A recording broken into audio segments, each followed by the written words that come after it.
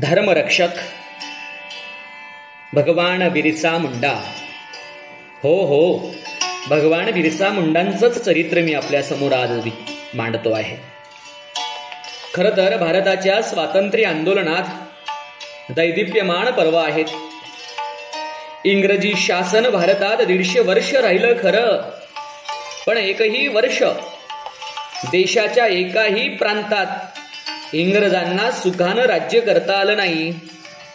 स्वातंत्र्याची तीव्र उर्मी असलेल्या भारत मातेच्या पुत्रांनी त्यांच्याशी कडवा संघर्ष केला.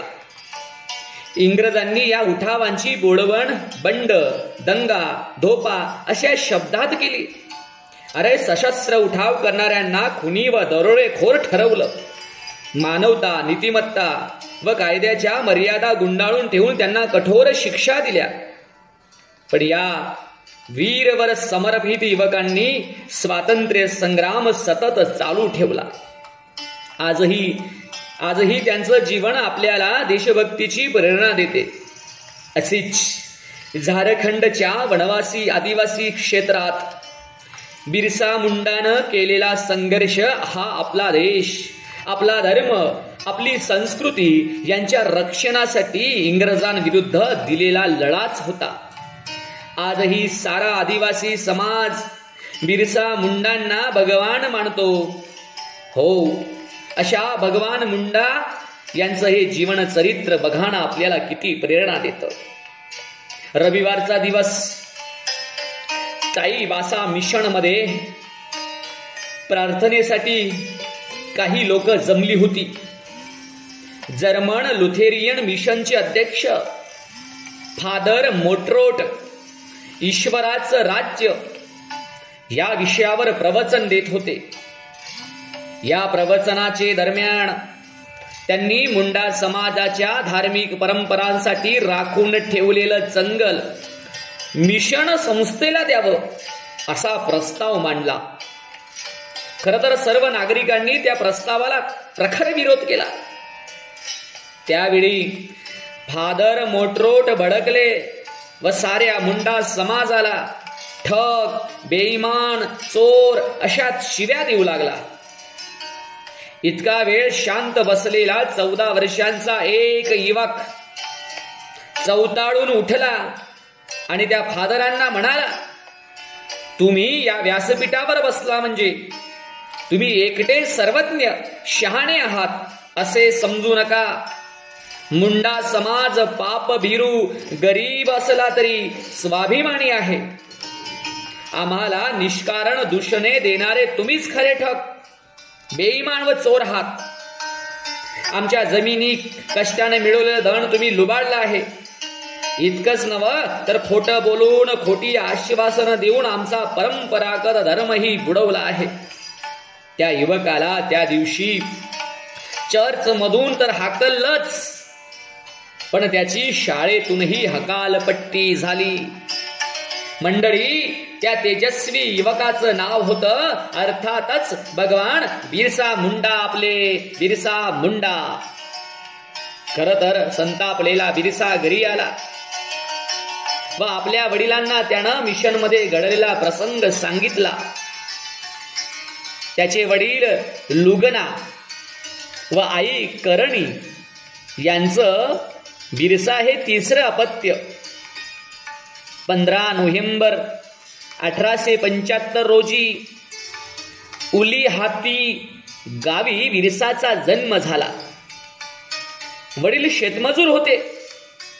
कुठे एका जागी घर करून राहण्याची त्यांची परिस्थिती नव्हती.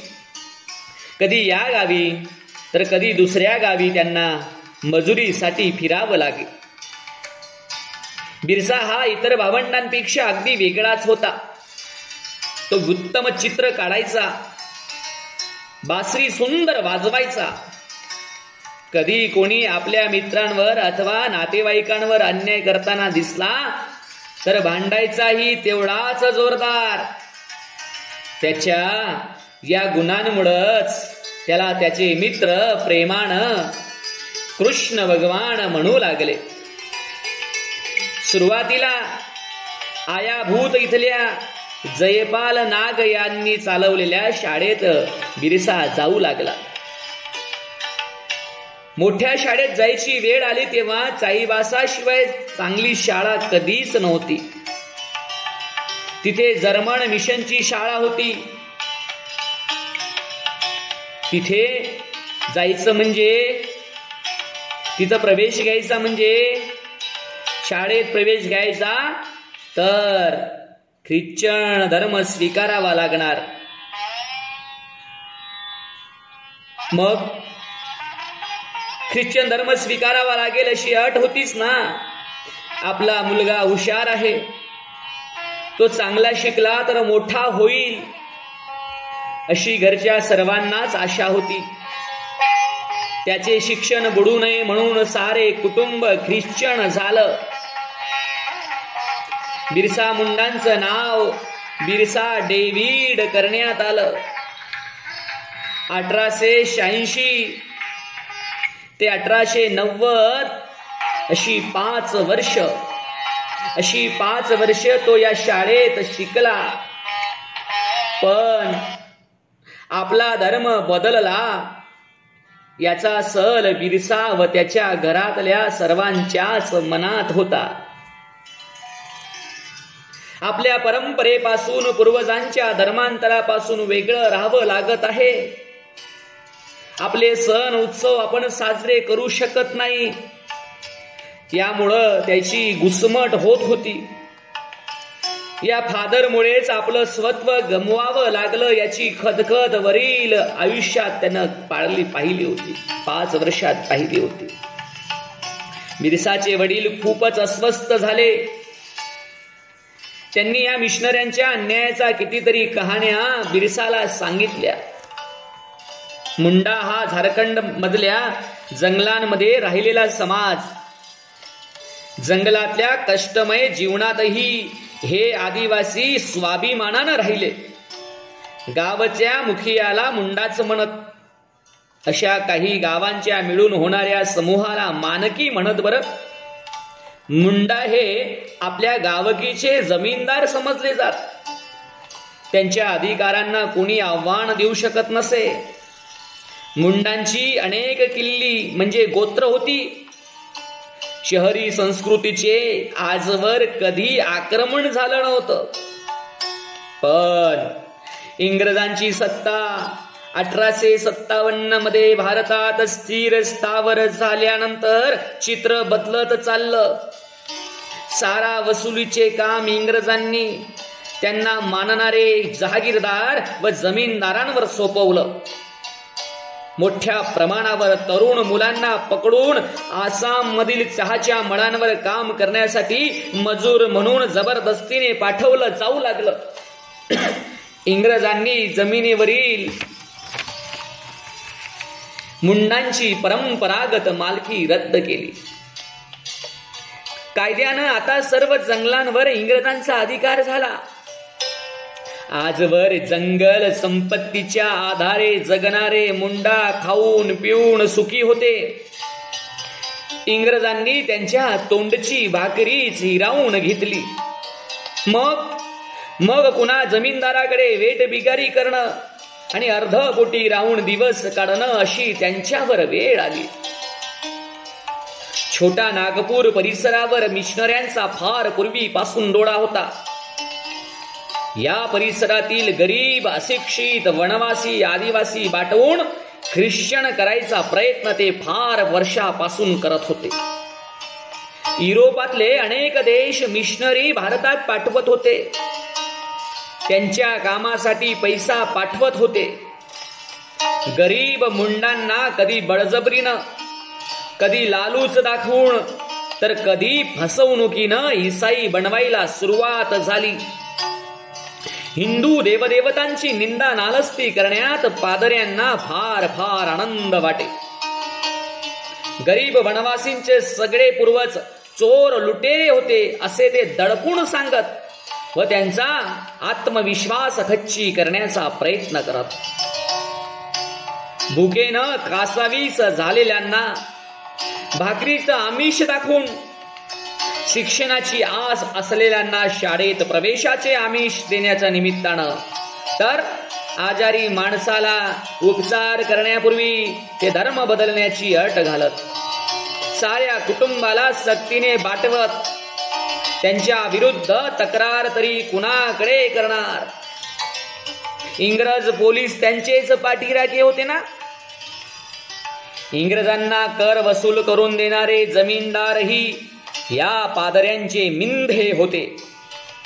हे जमीनदार गरीब मजुरांच्या बायकांवर देखील अत्याचार करत, त्यांना विरोध करण्याची कुणाची धमक नव्हती, कारण त्यांना इंग्रज अधिकाऱ्यांचं रक्षण असे ना.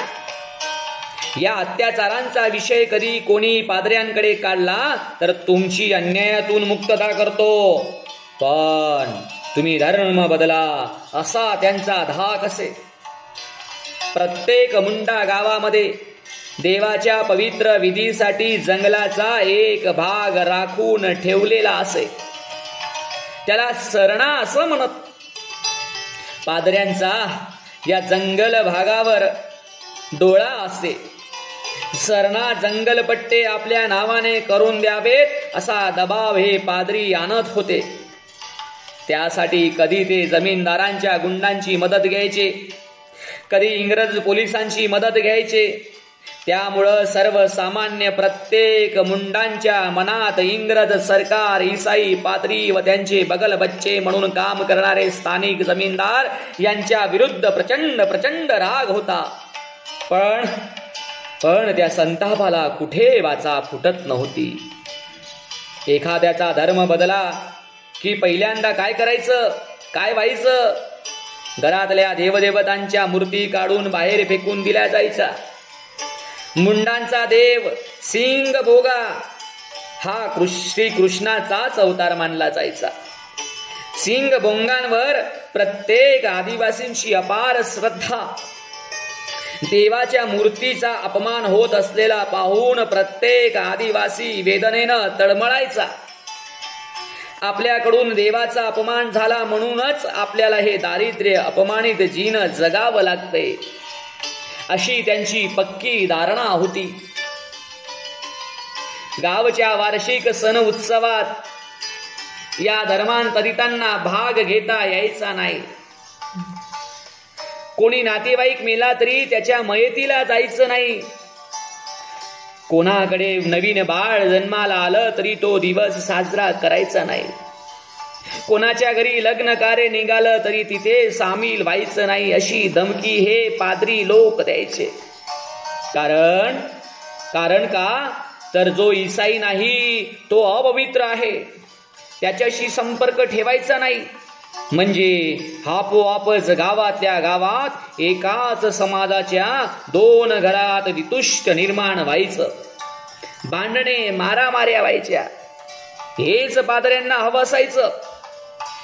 बाटके मुंडा आपल्या इतर गावकऱ्यांशी जेवढे भांडतील तेवढे ते परत आपल्या मूळ धर्मात जायची शक्यता कमी.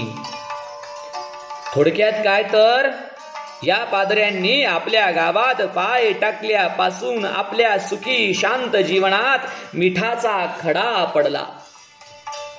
अरे मुंडा गरीब असले तरी लढवय्ये होते. सर्व अत्याचार ते मुकाट्यानं सहन करतील हे शक्यच नव्हतं मंडळी. त्यामुळे गावोगावी तिथल्या मुखियाच्या नेतृत्वाखाली मुंडांनी संघर्ष सुरू केला. पहिला बळी जायचा तो जमीनदाराचा. कारण इंग्रजांच्या आशीर्वादानं त्यांच्यावर अत्याचार करण्यात तोच जमीनदार पुढे असायचा ना. नंतर हल्ले व्हायचे पाद्र्यांवर, कारण त्यांनीच बाटवी करून त्यांच्या बांधवांना त्यांच्यापासून तोडलेलं होतं. ते सिंग बोंगांचा अपमान करत होते, सरणावर कब्जा करत होते. मुंडांच्या पूर्वजांना चोर लुटारू ठरवून त्यांचा अपमान करत होते. पादरी व जमीनदारांवर हल्ले सुरू झाले की इंग्रज पोलीस त्यांच्या मदतीला धावून येत. त्यामुळे शेवटी झगडा सुरू झाला इंग्रजांशीच. मुंडा सरदारांनी एकत्र येऊन गोऱ्या शासकांविरुद्ध जो लढा पुकारला त्याला सरदारी लढाई म्हणून प्रसिद्धी मिळाली आहे. हो हो, सरदारी लढाई हे इंग्रजी सत्तेला उघड उघड आव्हानच होतं. पण ही लढाई नेहमीच विषम पातळीवर म्हणजे असमतोल राहत असे. मुंडांची हत्यारे म्हणजे काय हो? धनुष्यबाण किंवा कुऱ्हाडी. आणि इंग्रजांकडे लांब पल्ल्याच्या बंदुका होत्या, तोफा होत्या, कवायती फौजा सहजपणे इकडून तिकडे नेता येत. त्यामुळं एका जागी इंग्रजांना मोठी सैन्य शक्ती एकवटता येत असे. त्यांची संदेश वहनाची व्यवस्था, त्याचप्रमाणे गुप्तचर यंत्रणा सुद्धा उत्तम होती. बिचाऱ्या गरीब मुंडांना पैसे देऊन फितवणं सोपं होतं. अशा फितुरांकडून बंडखोरांच्या हालचालींची माहिती इंग्रजांना लगेच लागत होती. त्यामुळं सरदारी लढायांमधून मुंडा समाजाचा उद्रेक प्रकट होत असला तरी तो इंग्रजांना फार धोकादायक ठरला नव्हता. असा उठाव झाला की इंग्रज शिपाई त्या भागात येऊन फार मोठ्या प्रमाणावर तरुण मुलांची, त्यांच्या नेत्यांची ही धरपकड करायचे. त्यांच्यावर खोटे आरोप ठेवून खटले चालवले जायचे. या आदिवासींना मुंडारी भाषा व्यतिरिक्त कोणतीच भाषा येत नव्हती. त्यामुळे आपल्यावर अन्याय काही आरोप ठेवले आहेत हे पण त्यांना कळत नसे. मग अशा खोट्या खटल्यातून शेकडो तरुणांना खूप कठोर शिक्षा दिल्या जात. एकदा इंग्रज पोलिसांची कारवाई होऊन स्थानिक मुंडांचा उठाव मोडून काढला की स्थानिक पादरी पुढे येत. त्यांच्यावर कुणाचंच नियंत्रण नसे मंडळी. अरे ते गावातल्या म्हातारे, महिला, मुलींवर अनेक प्रकारचे अत्याचार करत. त्या अत्याचारातून सुटण्याचा एकच मार्ग असे, तो म्हणजे धर्मांतर करणे. एका विचित्र दुष्ट चक्रात सारा आदिवासी समाज सापडला होता. बाहेर पडण्याचा मार्ग मिळत नव्हता. आपल्या सर्व दुरवस्थेचे कारण इंग्रज सरकार व ईसाई मिशनरी हेच आहेत. हे वडिलांनी बिरसाला अनेक प्रकारे समजावून सांगितलं. ते ऐकता बिरसाचे बाहू स्फुरण पाहू लागले. तो वडिलांना म्हणाला, आपल्या समाजाच्या या दोन्ही शत्रूंचा मी बदला घेईन. हे कसं घडवायचं याचा मार्ग परमेश्वरच मला कदाचित दाखवेल. वडिलांचा व आईचा निरोप घेऊन बिरसा बाहेर पडला. संपूर्ण छोटा नागपूर परिसरात तो फिरला. 1 वर्षभर त्यांची भटकंती चालू होती. गावोगावी जाऊन तिथल्या बांधवांची दुःख त्यानं समजावून घेतली. गावच्या मुखियांना भेटला. सर्वांच्या मनात संताप होता, पण त्यामागे असहाय्यता होती.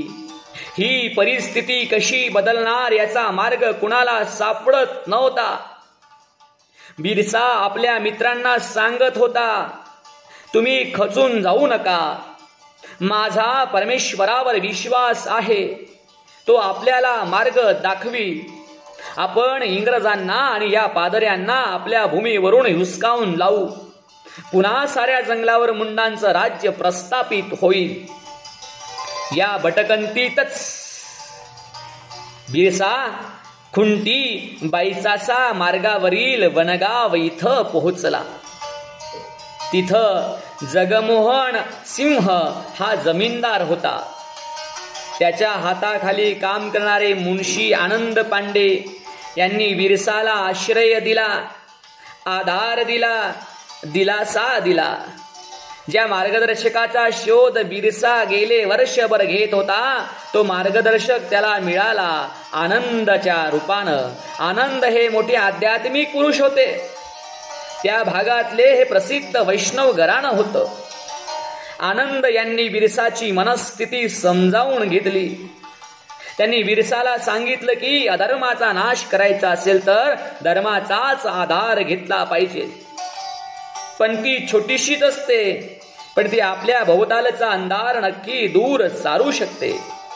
तसा धर्माचा झेंडा घेऊन जो कोणी उभा राहील त्याच्या मागे सारा समाज उभा राहील व अधर्मावर मात करण्याचं त्याला बळ मिळेल. आनंद यांच्याकडे बिरसा 4 वर्ष राहिला. त्या ठिकाणी गीता, रामायण, महाभारताचा अभ्यास केला. धर्मातली बलस्थानं समजून घेतली. कर्मकांड करत राहिले की मूळ धर्माचा विसर पडतो.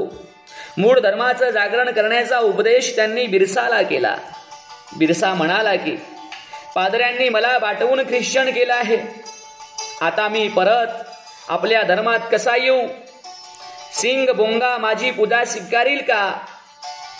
आनंद हसून म्हणायचे, अरे बाटवलं वगैरे थोतांड आहे, आपण सर्व परमेश्वराची लेकरं आहोत रे. तो आपल्याला सगळं दूर कसा करू शकेल? शुद्ध अंतकरणाने देवाला तू एक फूल वाहा, बाटवल्याचा सारा कलंक निघून जाईल. याच पद्धतीने तू तुझ्या जाती बांधवांना पुन्हा परत आपल्या धर्मात घेऊन ये. त्यांना संघटित कर. ते अडाणी असले, अशिक्षित असले म्हणून काय झालं? त्यांच्याकडे मोठी शस्त्र नसले म्हणून काय झालं? अरे रामाने नाही का वानरांची सेना जमवून रावणाच्या सैन्याचा निपात केला? आपण आपल्या धर्माच्या रक्षणासाठी संघर्ष करायचा, ते आपले कर्तव्य आहे. यश अपयशाची पर्वा करायची नाही, ते परमेश्वरावर सोडून दे. तुझ्या समाजात अनेक वाईट चालीरीती आहेत, अंधश्रद्धा आहेत. भगत भूताखेतांना वश करायचे विधी, दारू, गोहत्या हे सर्व तू बंद कर. परमेश्वर तुला यश देईल. सिंग बोंगा तुझ्या पाठीशीच आहे रे. आनंद यांच्या शिकवणीनं बिरसा मुंडा आमूलाग्र बदलून गेला आणि अशा वेगळ्या अवतारात तो आता आपल्या जाती बांधवांमध्ये आला. आपल्या जाती बांधवांना एकत्र करून आपल्या मूळ धर्माची महती सांगायला सुरुवात केली. त्याची वाणी आता एका महात्म्यासारखी वाटू लागली. धर्मग्रंथातील अनेक वचनं सांगून तो आत्मविश्वासानं बोलत होता. त्याच्या मुखानं परमेश्वरच बोलत आहे अशी त्याच्याबद्दल श्रद्धा निर्माण झाली. स्वतः भगवान सिंग बोंगा बिरसाच्या रूपानं आपल्यात आला आहे अशी चर्चा आदिवासी करू लागले.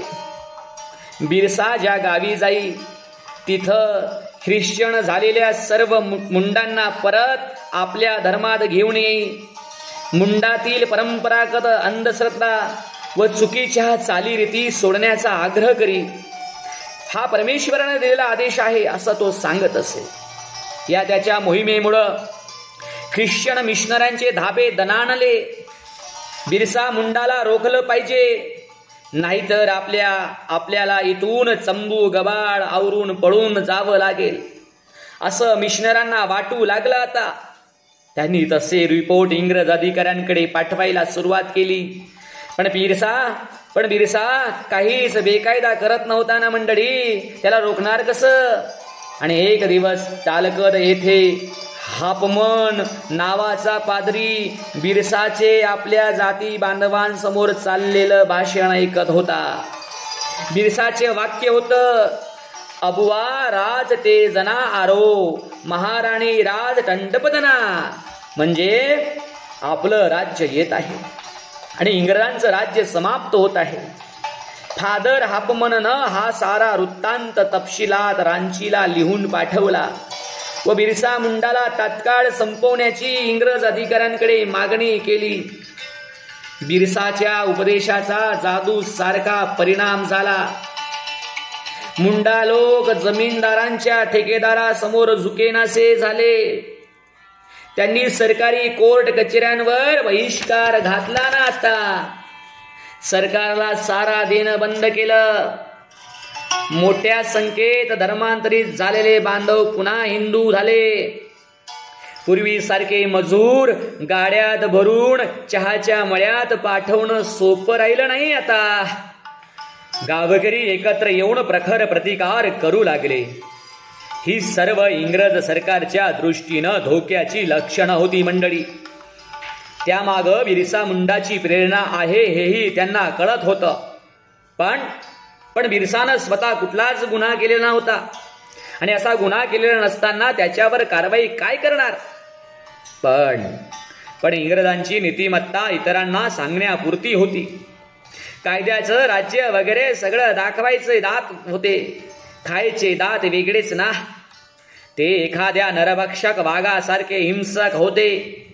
गुन्हा असो नसो बिरसाला आपल्या मार्गातून हटवायचा आणि त्यानं निर्माण केलेली बिरसायत संपवायची असा निर्धार इंग्रजांनी केला व त्या कामी त्यांनी इन्स्पेक्टर मियर्सची नेमणूक केलीच. बिरसाची लोकप्रियता वाढत होती. छोटा नागपूर बाहेरही त्याला मानणारा मोठा वर्ग तयार झाला होता. रांचीमध्ये इंग्रज अधिकाऱ्यांनी बिरसावर कारवाई करण्याचा निर्णय घेतला आहे ही बातमी या हितचिंतकांनी त्वरेनं बिरसापर्यंत पोहोचवली. त्यामुळे बिरसा सावध होता. इन्स्पेक्टर मियर्स व त्याचे शिपाई बनगाव मार्गे व 10 ऑगस्ट 1895 रोजी चालकत इथे येऊन पोहोचला. तो तिथे पोहोचताच बिरसाच्या अनुयायांनी त्याला कैद केलं. ठरवलं असतं तर ते त्याला मारूनही शकले असते. बिरसानं मियर्सला सांगितलं, तुमचे दुष्ट हेतू मला माहीत आहेत, म्हणूनच तुम्हाला आम्ही अडकून ठेवलं. अजून तुम्ही आमच्या विरुद्ध काही प्रत्यक्ष कारवाई केली नाही म्हणून तुम्हाला मी सोडून देतो. पुन्हा आमच्या वाटेला जाऊ नका. आम्हाला आपल्या इतर अनुयायांचा विरोध असूनही बिरसानं मियर्सला सोडून दिलं. लोक आपल्याशी कसेही वागले तरी आपण त्यांच्याशी चांगलंच वागायचं हे बिरसाचं धोरण होतं ना. आणि हेच बिरसाला कदाचित आडवं केलं.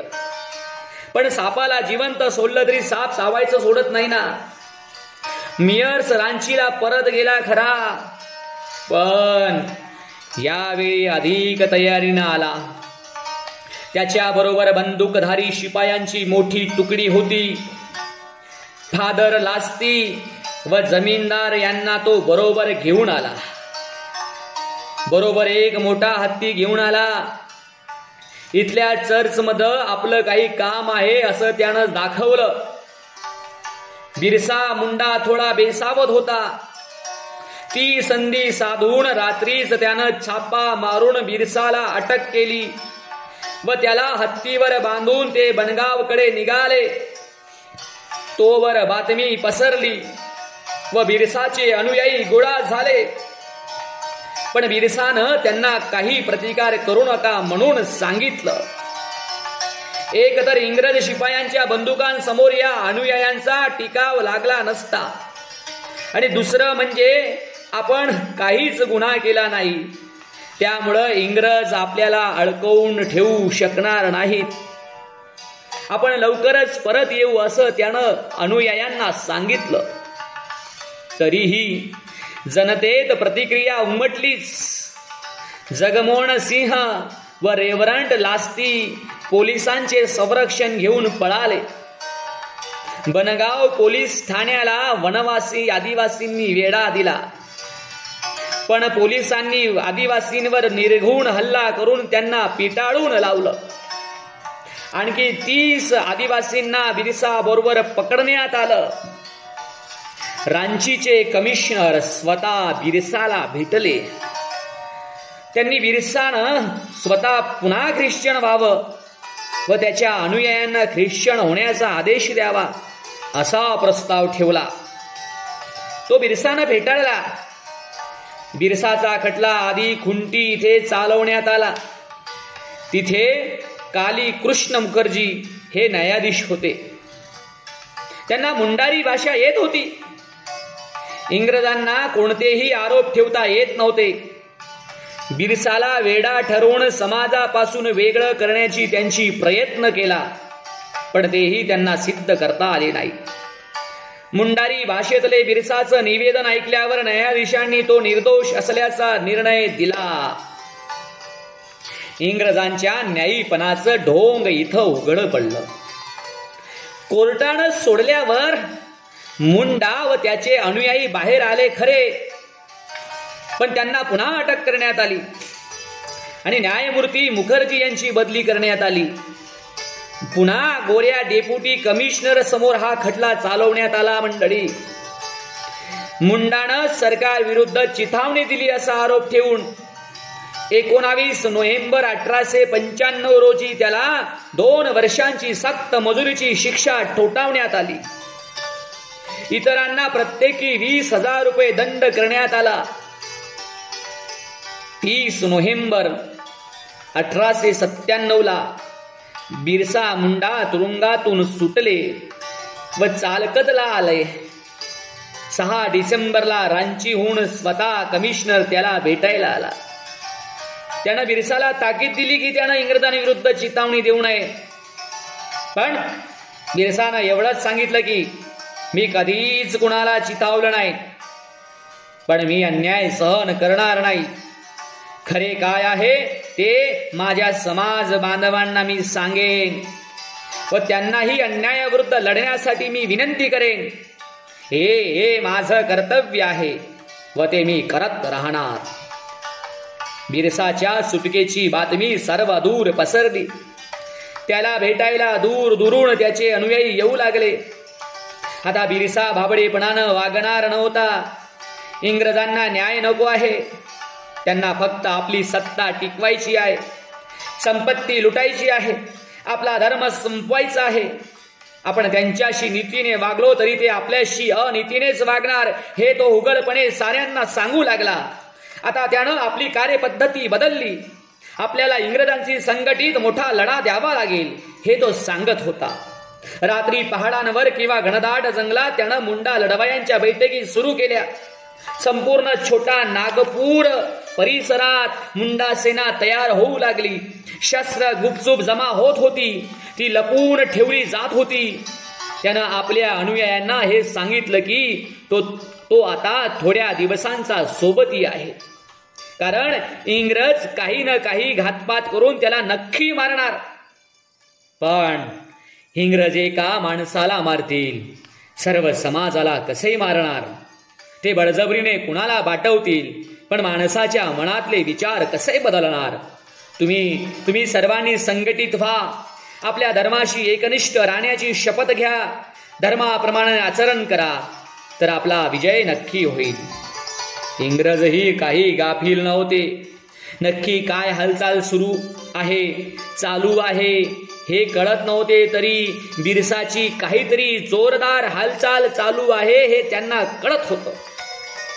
यावेळी मोठी फौज एकत्र करून बिरसा व त्याच्या अनुयायांना घेरण्याची त्यांनी योजना आखली. मोठ्या प्रमाणावर गोऱ्या सैनिकांच्या तुकड्या छोटा नागपूर परिसरात येऊ लागल्या.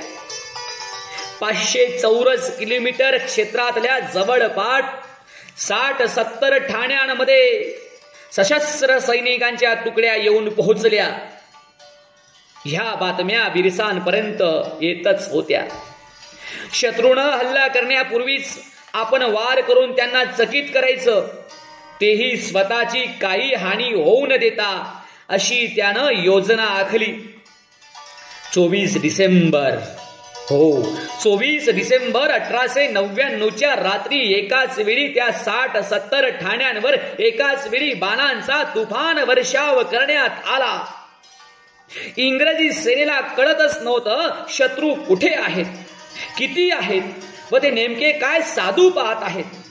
इंग्रजांची जबर हानी झाली, पण मुंडा सैनिक रातोरात पसार झाले. एकही इंग्रजांना सापडला नाही. मोठमोठे अधिकारी दरोगे आपल्या शस्त्रांसह ठाण्यात अडकून पडले. रांचीत तर 4 दिवस अघोषित संचारबंदी होती. सिंहभूम जिल्ह्यातील चक्रधरपूर, ठाणे, रांची जिल्ह्यातील खुंटी, कर्रा, तोरपा, तमाड व बसिया ठाण्यांवर मुंडांनी जोरदार हल्ला केला. मुरहू मिशन संस्थेवर बाण फेकले गेले, कारण रेव्हरंड लास्ती तिथे होता. सर्वदा ईसाई मिशनचे गोदाम पेटवून देण्यात आलं. फादर हापमन व त्याच्या सहकाऱ्यांवरही हल्ले झाले. पोडाहाट, कुंटुगुटू व बर्ज गावातही मिशनवर हल्ला झाला. काळे इंग्रज व कोरे इंग्रज दोघांनाही कापून काढा अशा घोषणा बिरसाई देत होते. 7 जानेवारी 1900 रोजी 50 बिरसाईतांनी धनुष्यबाण व कुऱ्हाडी घेऊन खुंटी पोलीस चौकीवर हल्ला केला व ती पेटवून दिली. तिथं 20 बंदूकधारी शिपाई होते. ते जीव वाचवून पळून गेले. बिरसा मुंडानं नारा दिला होता, उल गुलान. उल गुलान म्हणजे क्रांती. हो, उल गुलान म्हणजे क्रांती. ही क्रांती होती इंग्रजांच्या विरोधातली. बिरसाचा पहिला हल्ला एवढा तिखट होता की त्यातून सावरायला इंग्रजांना थोडा वेळ लागला. 2 दिवसांनी इंग्रज शिपाई येत काडीह गावात घुसले. तिथं बिरसाचा एक अनुयायी गया मुंडा त्यांना सापडला. त्या एकट्यानं 6 तास मंडळी या गया मुंडानं 6 तास इंग्रजांशी झुंज दिलीये. अखेर तो बंदुकीच्या गोळीला बळी पडला. इंग्रजांनी त्याच्या कुटुंबासकट त्याची झोपडी जाळली. गावातली सारीच घरे पेटवून दिली. आता इंग्रजांनी सर्व बाजूंनी सैनिकी तुकड्या पाठवून बिरसा व त्याच्या अनुयायांना घेरण्याचा प्रयत्न केला. बिरसाला हे माहीत होतं की उघड्या मैदानावर इंग्रजांच्या विशाल सेनेशी व लांब पल्ल्याच्या बंदुकाशी सामना करता येणार नाही. म्हणून त्यानं डोंबारीच्या दुर्गम पहाडीवर आपला तळ ठोकला. 4000 मुंडा धनुष्यबाण घेऊन तिथं गोळा झाले. आपले बाण वाया घालवू नका. शत्रू टप्प्यात आल्यावरच हल्ला करा. तोवर झाडीत लपून राहा असं बिरसानं सांगितलं होतं. लांब पल्ल्याच्या तोफा आग ओकू लागल्या. त्या तोफ गोळ्यांनी सारा डोंगर भाजून वाढला. हजारो मुंडा त्या अग्नी वर्षावात मरण पावले. उरलेले इंग्रजांवर तुटून पडले. त्यापैकी फारच थोडे जिवंत राहू शकले. इंग्रजांचा वेढा फोडून निसटण्यात बिरसा मात्र यशस्वी झाला. डोंबारीच्या भयंकर नरसंहारानंतरही बिरसा रात्रीचा प्रवास करून गावागावात फिरत होता. आपला देश आणि आपला धर्म याच्यासाठी हा संघर्ष आहे तो आपल्या बांधवांना सांगत होता. आपल्या बांधवांविरुद्ध कुणी इंग्रजांना मदत करू नका असे आव्हान करत होता. त्याला पकडण्यासाठी इंग्रज अधिकाऱ्यांनी मोठं बक्षीस लावलं होतं. पण कोणीतरी फितुरी केली नाही. बरं, कोणीच फितुरी केली नाही. जंगलात एके दिवशी भात शिजवण्यासाठी त्याच्या अनुयायांनी चाड केला.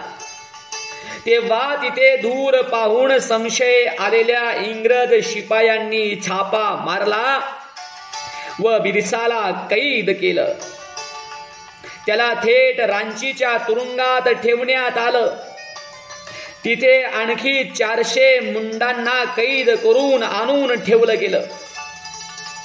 पुन्हा एकदा खटल्याचे नाटक सुरू झालं. बिरसा विरुद्ध साक्ष द्यायला एकही माणूस पुढे आला नाही. इंग्रजी अंमलदार, जमीनदार, स्थानिक पाद्री देखील त्याच्या विरुद्ध साक्ष द्यायला घाबरत होते. मुंडाची लोकप्रियता एवढी मोठी होती की साक्ष देणाऱ्याला बदला लोकांनीच घेतला असता. हा खटला असाच चालला तर मुंडा निर्दोष सुटतील हे इंग्रजांच्या लक्षात आलं. यावेळी काही करून त्यांना बिरसाला सोडायचं नव्हतंच. अखेर इंग्रजांनी बिरसावर तुरुंगातच विष प्रयोग केला. मंडळी, तुरुंगातच विष प्रयोग केला. तडकापडकी बिरसा मुंडा मरण पावला. तारीख होती 9 जून 1900. बिरसा आपल्याला सोडून गेला ती तारीख होती 9 जून. अरे, बिरसा मुंडा मारले तरी छोटा नागपूर मध्ये इंग्रजांना कधीही सुखानं राज्य करता आलं नाही. कारण मुंडा समाज बिरसाला भगवानच मानत होता. त्याची हत्या करणारे इंग्रज हे त्यांनी आपले शत्रूच मानले. पादऱ्यांना संपूर्ण छोटा नागपूर ईसाई करायचा होता. ते त्यांचं स्वप्न साकार झालं नाही. स्वातंत्र्याची जी ज्योत बिरसा पेटवून गेला होता ती शेवटपर्यंत मुंडा समाजात प्रदीप्त राहिली आहे. बिरसाचं वाक्य सदैव प्रेरणा देतं. देव, देश आणि धर्मासाठी आपण लढत राहिलो तर साक्षात परमेश्वर आपल्याला भेटेल.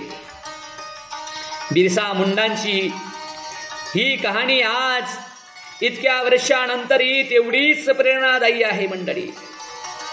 ईसाई पाद्री जो प्रचार करतात तो खोटा आहे हे त्यानं दाखवलं व आपल्या अशिक्षित अडाणी बांधवांमध्येही आपल्या धर्माबाबतचा, देशाबाबतचा विश्वास वाढवला. इंग्रजांच्या अफाट सामर्थ्याविरुद्ध लढण्यासाठी मुंडा सहकारी तयार झाले. ते धर्माच्या आव्हानानंच, देशाच्या आव्हानानंच. रामानं वानर सेनेच्या मदतीनं म्हणजे त्यावेळच्या आदिवासी समाजाच्या मदतीनंच अजिंक्य असुरी शक्तीवर विजय मिळवला. हा त्यानं दिलेला दृष्टांत मुंडांना भावला. इंग्रजांजवळ असलेले अफाट सैन्यबळ व प्रगत शस्त्र त्यांच्या पुढं आपल्या धनुष्य बाणांचा टिकाव लागणार नाही हे त्याला माहीत होतं. पण वाघ समोर आल्यावर कोकरासारखं मान खाली घालून बळी जायचं नाही. एखादा रानरेडा मरेपर्यंत वाघाशी झुंजतो, मरताना वाघाला जखमीही करतो, तसा व्यवहार त्यानं ठेवला होता. इंग्रजी राजवटीपेक्षाही मिशनऱ्यांच्या कारवाया जास्त धोकादायक आहेत असं तो सातत्यानं म्हणे. इंग्रजांचं राज्य आज आहे, उद्या जाईल, पण धर्मांतरामुळे आपल्या संस्कृतीला, परंपरेला थेट धक्का लागतो. आपलं स्वत्व गमवावं लागतं आणि हे स्वत्व जर गमावलं जातं हे त्यानं ओळखलं व आपल्या अनुयायांना पटवून दिलं. धर्मो रक्षती रक्षता असा नुसता नारा देऊन तो थांबला नाही, तर त्यानं धर्मांतरित झालेल्या आपल्या जाती बांधवांना पुन्हा आपल्या हिंदू करून घेण्याचं म्हणजे परावर्तित करण्याचं मोठं पाऊल उचललं. त्यासाठी कुठल्याही धार्मिक विधीची गरज नाही हे त्यानं सांगितलं. अरे शुद्ध अंतकरणानं देवाचं पूजन करा की तुम्ही हिंदू झालातच. हा साधा सोपा मार्ग त्यानं पत्करला. बिरसा मुंडांच्या या अभियानामुळेच आज झारखंड प्रदेश ख्रिस्ती बहुल होण्यापासून वाचलाय. बिरसाला मुंडारी शिवाय कोणतीही भाषा येत नव्हती. छोटा नागपूर बाहेर तो कुणाही राजकीय, सामाजिक, धार्मिक हस्तींना भेटला नाही. त्याला कोणाची आर्थिक मदत मिळाली नाही. पण त्याने जो संघर्ष केला, जी विवरचना केली ती त्याच्या एकट्याच्या बळावर. या अर्थानं तो एक स्वयंभू नेता होता, स्वयंभू राजा होता, स्वयंभू भगवान होता. त्यानं कधी कायदा वाचला नव्हता, तरी त्याला कायद्याच्या मूळ तत्वांची अचूक जाण होती. छोटा नागपूर मधल्या परिवर्तनाची प्रक्रिया त्यानंच घडवून आणली होती. पण त्यानं कधी एकही गुन्हा केल्याचं इंग्रजांना कधी सिद्ध करता आलं नाही. तो आघाडीवर कधी दिसलाच नाही. स्वतः हातात शस्त्र न घेताही त्याच्या केवळ इशाऱ्यासरशी हजारो आदिवासी संघर्षाला उभे राहिले व त्यांनी अभूतपूर्व संघर्ष केला. सगळ्यात महत्वाचं म्हणजे स्वराज्य, स्वभाषा, स्वधर्म वगैरे उच्च तत्वे काही फक्त उच्च भ्रूंची किंवा शहरवासियांची मिराजदारी नाही. अरे ज्यांना शिक्षणाचा गंध नाही अशा अडाणी आदिवासींच्या जीवनातही बिरसा मुंडानं या साऱ्या तत्वांचा साक्षात्कार घडवला. यांना धर्म काय करणार? त्यांना त्याग, समर्पण या शब्दाचा अर्थ तरी कळतो का? अरे अशा बढाया मारणारे शहरवासी इंग्रजांच्या धाकानं आपापल्या घरात गप्प बसून होते, पण आपल्या देशासाठी, धर्मासाठी, संस्कृतीसाठी तळ हातावर शीर घेऊन हे आदिवासी मात्र इंग्रजांशी लढत होते, आनंदानं मृत्यूला कोटाळत होते. हे एक आश्चर्य आहे. पण त्या मागचं मर्म असं आहे की शहर असो, ग्रामीण असो वा आदिवासी असो, कोणत्याही प्रांतात राहणारा, कोणतीही भाषा बोलणारा, कोणत्याही जातीचा हिंदू असो, त्याच्या हृदयाशी नाते जोडण्याचा मार्ग धर्म हाच आहे. हे ज्यांना कळलं तेच आपल्या समाजाची सुप्त शक्ती जागृत करू शकलेले आहेत. आणि म्हणून भगवान बिरसा मुंडा आज समस्त आदिवासी बांधवांचं दैवत झालं. त्याचं कारण आहे त्यांनी केलेला संघर्ष, त्यांनी दिलेला देशासाठीचा त्याग. हे आपण कधीही विसरू शकत नाही. अशा भगवान बिरसा मुंडांनाही माझा त्या ठिकाणी मानाचा मुजरा. धन्यवाद. प्राध्यापक गणेश पाटील, नंदुरबार.